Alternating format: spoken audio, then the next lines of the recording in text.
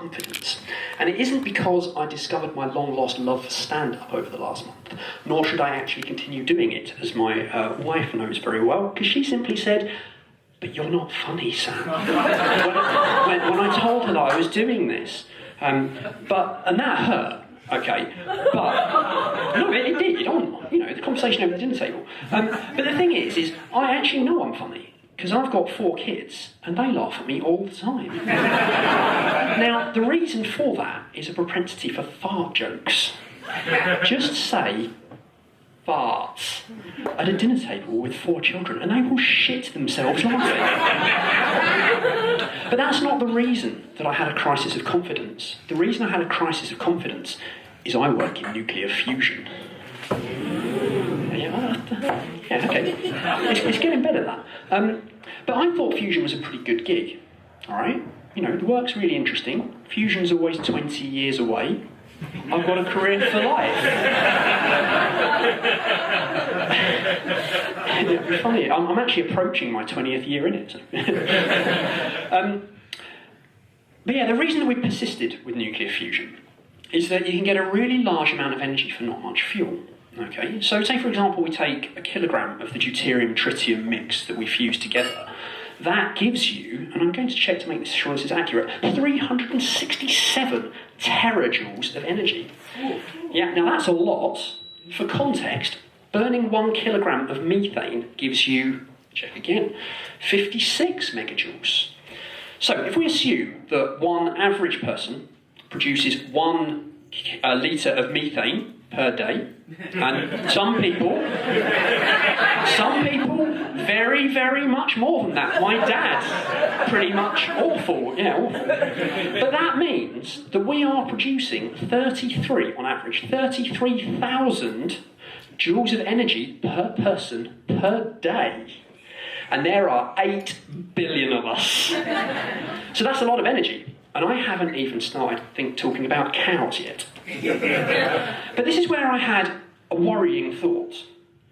I thought, is it really harder to get farts from people and burn them for energy than it is to devise a magnet system that can lift a US aircraft carrier out of the water, heat a plasma to 150 million Kelvin, and use a fuel that's only produced in nature at 0.4 kilograms per year, all while trying to not generate radioactive waste and beat back the complaints from Mothers Against Nuclear, which is a real organisation.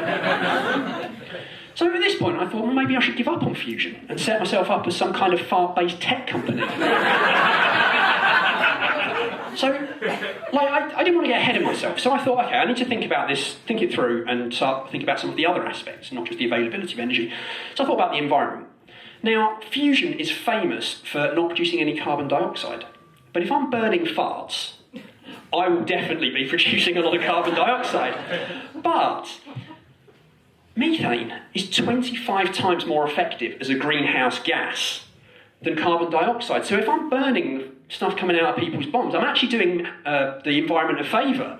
And as the good engineer that I am, I decided to do a life cycle analysis of my technology. And actually, if everybody's on a plant-based diet, this is net neutral. Net zero.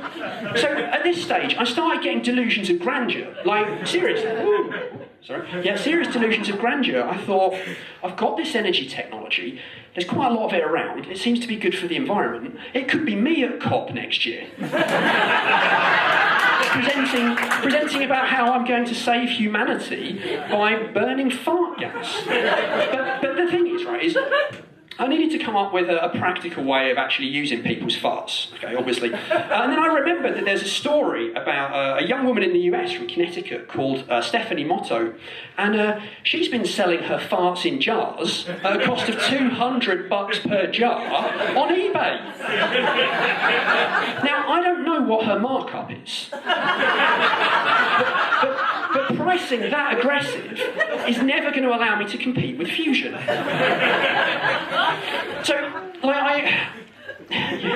So I thought, I know what I'll do. I'll send her a nice email, and I'll see if she's patented any technology to try and help her get these farts into jars. Because, and I seriously hoped it was a little bit better than.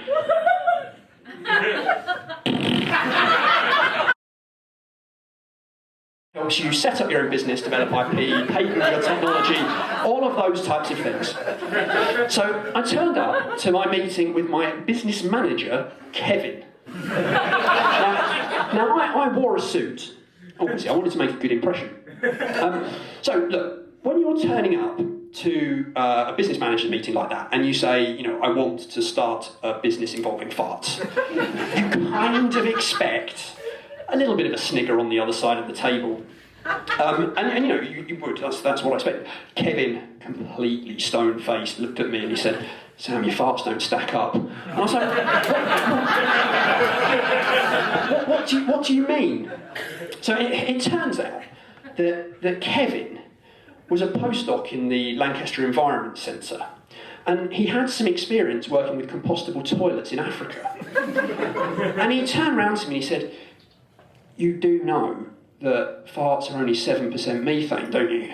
And I was like, oh shit, my whole business model has just gone down the Swanee. Oh my God. So I quickly put the calculations back through my brain and I went, it turns out, if you burn the entirety of man's fart gas for 1 year, you get roughly the same amount of energy as 1 kilogram of deuterium tritium fuel. So I'm back where I started, and I stand here before you, the Director of Studies for Nuclear Engineering at Lancaster University, and a passionate advocate for nuclear fusion, and a man who has just delivered an 8-minute fart gag.